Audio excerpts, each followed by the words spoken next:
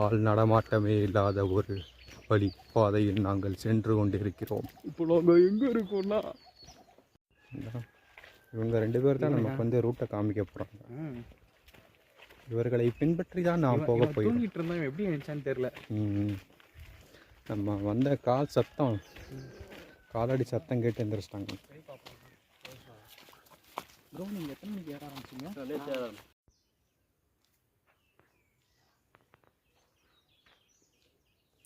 Romance செய்து கொண்டிருக்கும் ஆஞ்சநேய பக்தர்களே கொஞ்சம் வழிவிடுங்கள், நாங்கள் சென்று கொண்டிருக்கிறோம்.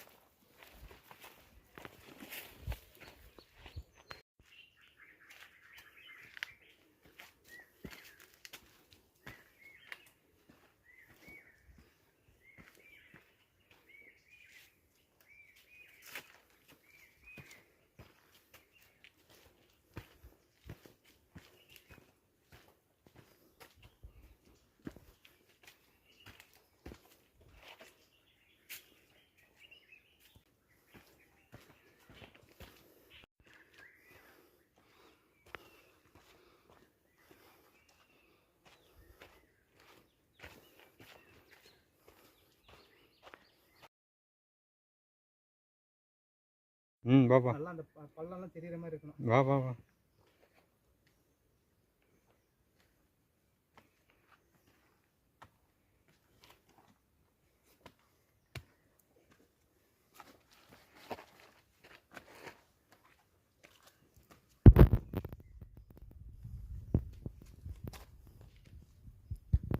ಇಲ್ಲಿ ನೋಡಿ ఇక్కడ చూడు.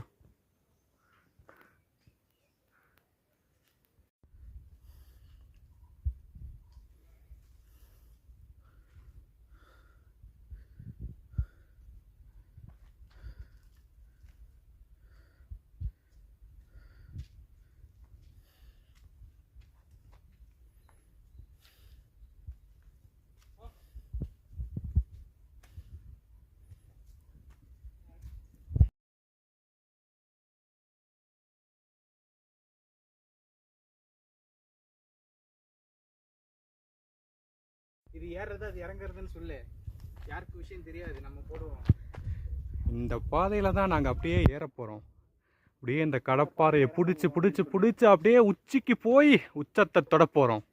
அப்படியே அந்த பக்கம் உச்சியில் தொட்டு அப்படியே இந்த பக்கம் இறங்க போவோம். அதே மாதிரி அந்த பக்கம் இன்னொரு வழி இருக்குது, அங்கே மனுஷங்க வராங்க, அவங்க ஜூமில் தெரியுறாங்களா? தெரியுறாங்க. இப்போ இது இறங்குறதுக்கான வழி, இந்த பக்கம் போகிறதுக்கான வழி. இதுதான் இந்த பர்வதமலையோட ஹைலைட் அப்படின்னு சொல்கிறாங்க. இப்போ நம்ம ட்ரை பண்ணி பார்க்க போகிறோம்.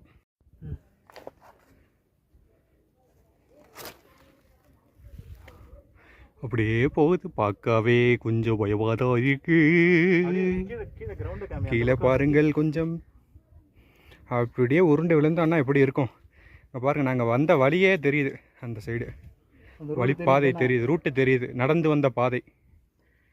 சரி, அவ்வளோதான். இனிமேல் வீடியோ மேலே போய் தான் எடுக்க போகிறோம், ஆஃப் பண்ண போகிறோம். இப்போ வா வா.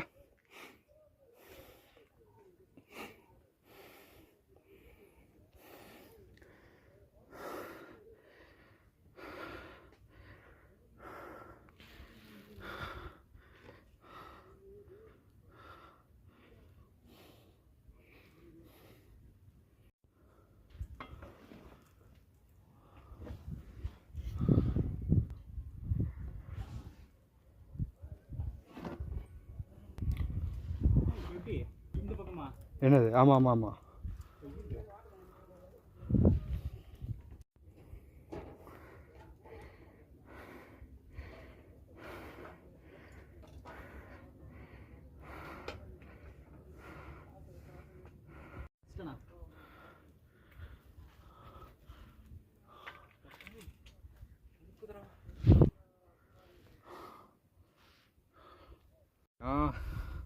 யாரும் ஏறக்கூடாது இந்த உச்சி வெயில் நேரத்தில் நாங்கள் இந்த கடப்பாறை மலையை ஏறிட்டு இருக்கோம். முன்னாடியே ஏறி இருந்திருக்கலாம். எல்லோரும் ஏன் சொன்னாங்கன்னு இப்போ தான் புரியுது. நாக்கு தள்ளுது, கை வழுக்குது, கால் வழுக்குது. கீழே பார்த்தா பாதாளம் தெரியுது, பக்கத்தில் இருக்க ஊரே தெரியுது.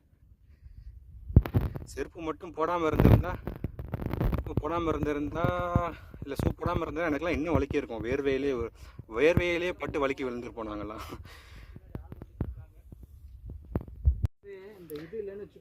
இப்போ இந்த கம்பி போட்டு ஏறுறப்பே நமக்கு எப்படி இருக்குன்னா, இந்த கம்பி போடுறப்ப அடித்தவங்கெல்லாம் எவ்வளோ ஃபிட்னஸோடு ஏறி இருந்திருக்கணும், எப்படி தான் வந்து இதெல்லாம் போட்டிருப்பாங்கன்னு நினச்சி பார்க்குறதுக்கே கொஞ்சம் கை காலெலாம் நடுங்க தான் செய்யுது. பிரமிப்பாகவும் இருக்குது. நான் இப்போ கேப்பை திருப்பி போட்டிருக்கேன். ஏன்னா எனக்கு நேராக போட்டிருந்தப்போ அந்த வியூவே கொஞ்சம் மறைச்சிச்சு. இதாக இருங்க, அப்படியே கோயிலை காமிக்கிறேன்.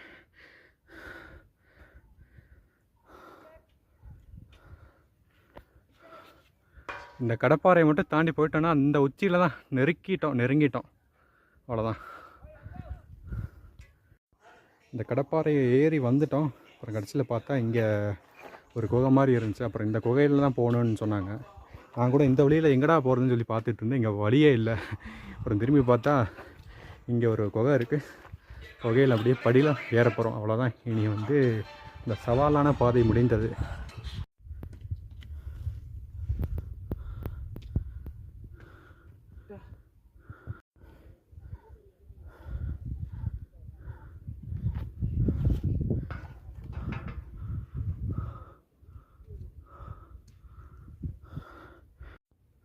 இங்கே இருக்க பாறையிலலாம் ஷூ போட்டுட்டு இருக்கனால தான் நிற்கவே முடியுது. செருப்பெல்லாம் போட்டிருந்தா ரொம்ப கஷ்டம். அந்த சூட்டுக்கே காலெலாம் பொசுங்கி போய் புண்ணு வந்திருக்கும் இந்நேரம். அதனால் வர்றவங்க பாதுகாப்பாக ஷூவை போட்டு வாங்க. சிவபெருமான் அனைத்தையும் ஏற்கும் கடவுள். அதனால் ஷூவை போட்டே வாங்க. அவர் ஒன்றும் கோவிச்சிக்க மாட்டார். சாப்பாடு சமைச்சிடலாம் போல், அந்தளவுக்கு சூடாக இருக்குது இந்த பாறை. செஞ்சிவப்பு பாறை. ஆல்மோஸ்ட் இறுதிக்கட்டத்துக்கு வந்துட்டோம். இந்த பாறையை தாண்டி போனால் அடுத்து சிமெண்ட் பாதை மாதிரி இருக்குது. அது கொஞ்சம் ஈஸியாக இருக்கும்னு நினைக்கிறேன். அதுக்கப்புறம் போனால் உச்சியை தொட்டு அரைஞ்சிடலாம். இதெல்லாம் எப்படி கொண்டு வந்து கட்டினீங்க? எவ்வளோ உடல் வலிமை உங்களுக்கு இருந்திருக்கணும் இதெல்லாம் எடுத்து வர்றதுக்கு. இங்கே வர்றதுலாம் சாதாரண விஷயம் இல்லை.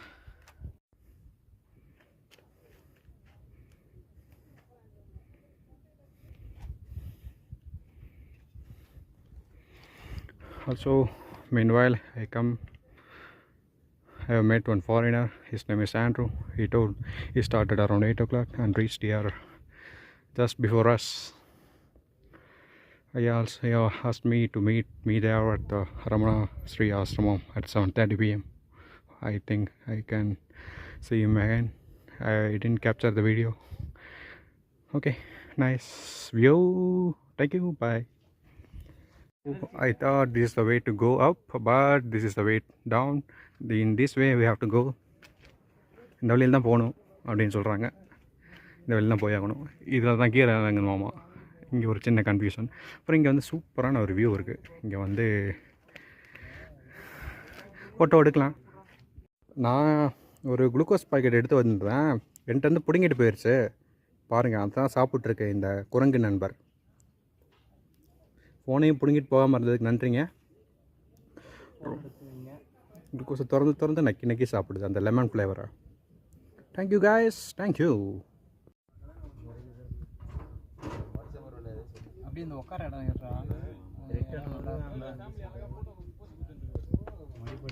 இங்கே தான் கொஞ்சம் நிழல் இருக்க மாதிரி இருக்கு. நல்லா அந்த பக்கம் காமி, அந்த மலை சைடு வரும் காமி. இந்த சைடு சில நண்பர்கள் ஓய்வு எடுத்துட்டு இருக்காங்க.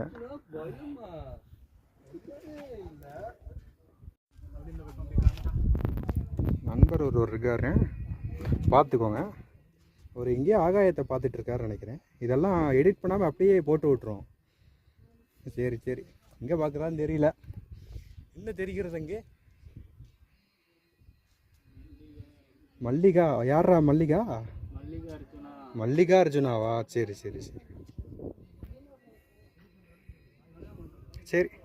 அப்படியே இந்த சைடு சுழற்றினால் அதே மாதிரி கள்ளப்பாறை திரும்பவும் வந்து விட்டது. என்ன இது? மாற்றங்களை வினால் மாற்றங்களை விடை அப்படிங்கிற மாதிரி மறுபடியும் டிசைன் அடிக்கிறாங்க.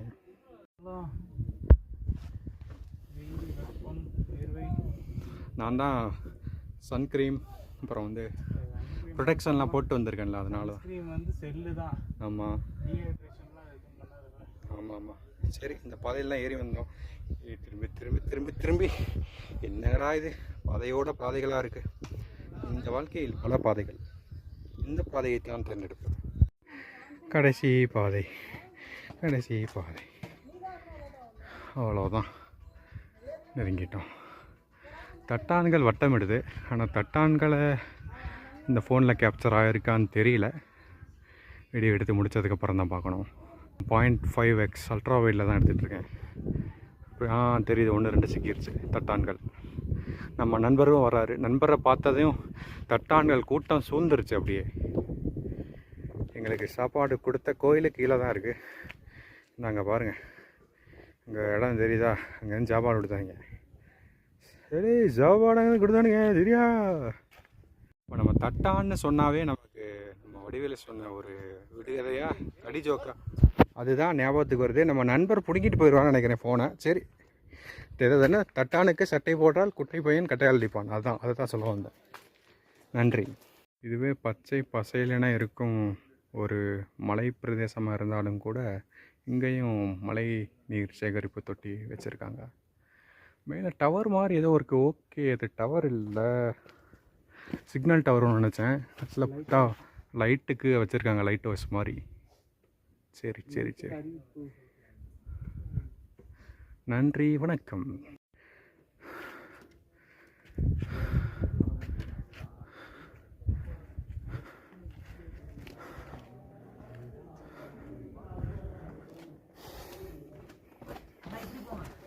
அப்படியா?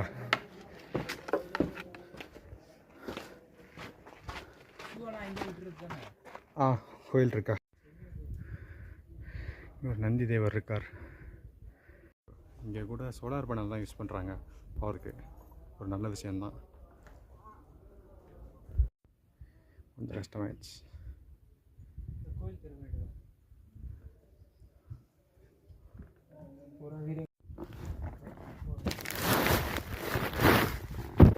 சிவபெருமானுக்கு வாங்கிறதுக்காக விபூதியை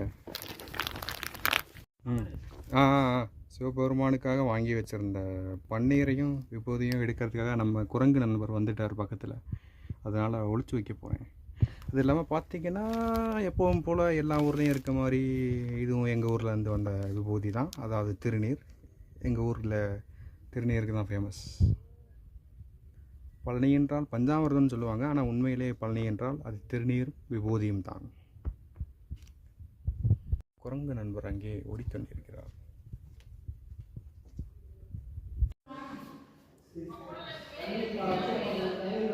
குரங்கு நண்பர் இருந்தனால இந்த கதவை சாத்துற மாதிரி ஆயிடுச்சு. அவர் இருந்த வழியில் உள்ள தப்புறம் எதுவும் ஏற்றாதீங்க. சரிங்க. ஆனால் பன்னீர் ஊற்றி மேலே இருந்துச்சுன்னா அந்த பன்னீர் அபிஷேகத்துக்கு பத்தாது. ஓகே, அதனால் திமிர அபிஷேகம் அப்படியே இவங்கெல்லாம் இந்த சைடு குரங்கு நண்பர்கள் இருந்தனால விளையாட வீடியோ எடுக்க முடியல.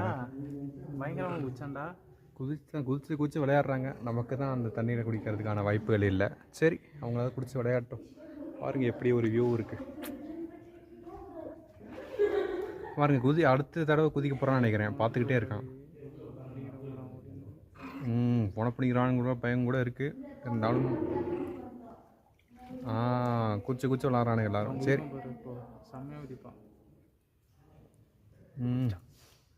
இங்கே வந்துட போகிறான்னு நினைக்கிறேன்.